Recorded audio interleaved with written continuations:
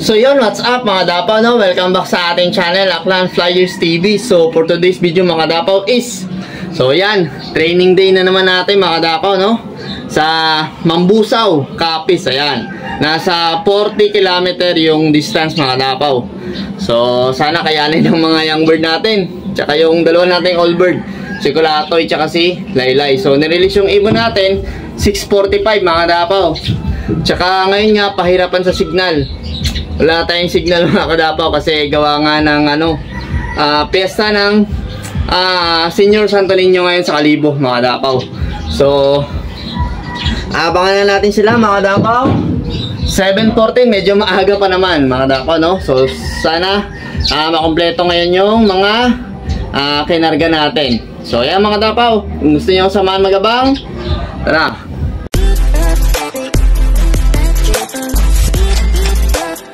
So ayan mga Dapaw, time check. Yan, 7:21 na. Ang ganda ng panahon mga Dapaw. Sino kaya yung mauuna sa mga young bird?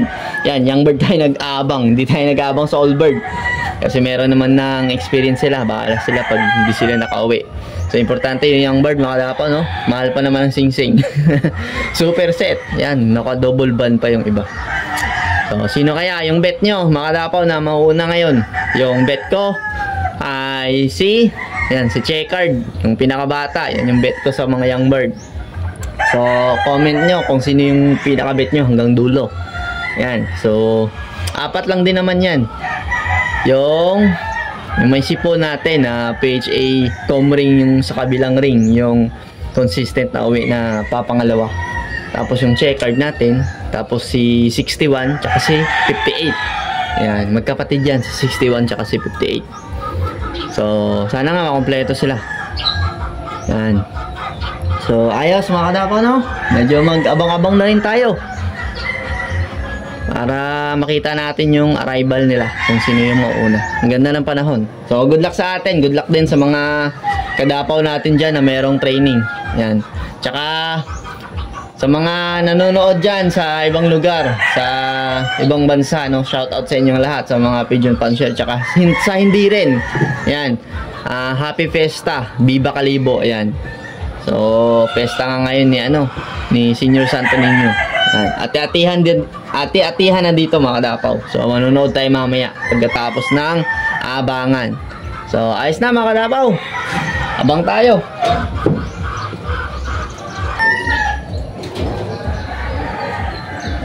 Yan na mga Kadapaw, si Kulatoy. Siya yung nauna. Yan, may isa pa. Yan, yan o. Yan.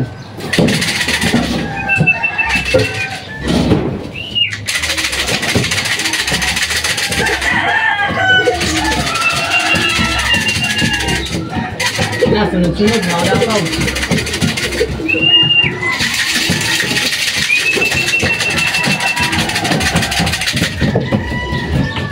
Mukhang hindi sa atin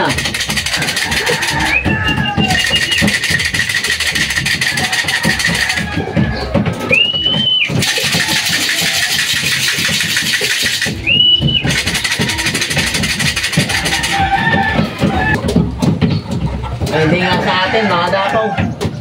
Kala natin atin. Kala ko yung Checkered. Hindi pala. Yan. Hindi sa atin.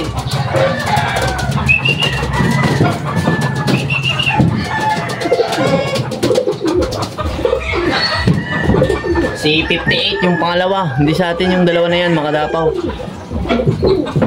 Kaya pala ayaw pumasok. Yan. Si Kulatoy. Tsaka si si 58. Yan siya. Mukhang pa natin. Hindi atin yung dalawa. Hindi atin yan. Kala ko sa atin. Nagtataka tayo. Bakit ayaw pumasok eh.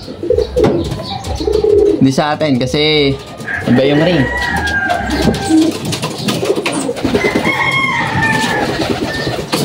Ayan o, iba.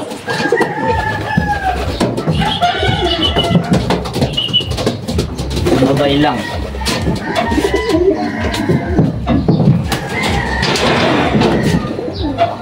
Ay, lumipad na. Sumabay. Yan, so ito yung ano natin, dalawa. Sumabay, kala natin. Kasi nagtaka tayo, ayaw bumaba. Yan. Hindi sa atin yun mga dapaw. Dalawa pa lang. Nagkamali tayo ng pick. Si 58 na naman yung nauna. Nabang pa tayo. Yan mga kadapaw, kala natin atin na yung dalawa. Mga young bird din yun mga kadapaw. Kala ko yung checkered na eh. Di pala. Nadali tayo dun ah. Kaya pala ano, ang hirap papasukin kasi di atin. Lumipad na mga kadapaw. Ayan, meron tayong isa. Ayun na siya, yung checkered talaga. Doon. Diba? Siya yan. Nice boy. Agad. Diba? Pasok agad siya. Yan yung atin. Yan yung atin mga dapaw. Ayan. Ayan si checkered oh. Very good. Kaya yung pangalawa ngayon. Ayos na. So, naiiwan talaga si Laylay mga dapaw. Mukhang sa malayo natin makikita yung bilis ni Laylay ah. Yan. Baka hindi na makauwi. So, ayan. Meron na tayong dalawang young bird na puro super set. Ayos. Meron pa tayong inaabangan na tatlo. Si Laylay tsaka yung dalawa nating young bird. So, siya yung checkered talaga natin kasi pasok agad. Pag tinawag, pasok. Yan, ganyan tayo. Yan yung mga ibon natin ngayon. Yung training nila. So, sana ganyan din yung mga ibon nyo, mga kadapaw, no? Disiplinahin natin. Huwag yung ibon yung masusunod. Tayo dapat yung masusunod, mga kadapaw. Kasi tayo rin naman yung mahihirapan pagdating ng ng training nila, tsaka lalo na sa pooling. Maraming sasayanging oras pagka tumatambay yung ibon na. Bang tayo mga dapaw, maaga pa. Yan, may patapi.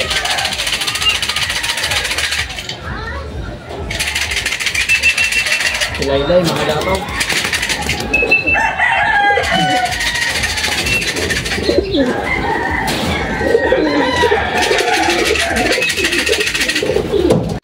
So yung mga dapaw, 7:53. Wala pa yung dalawang young bird natin.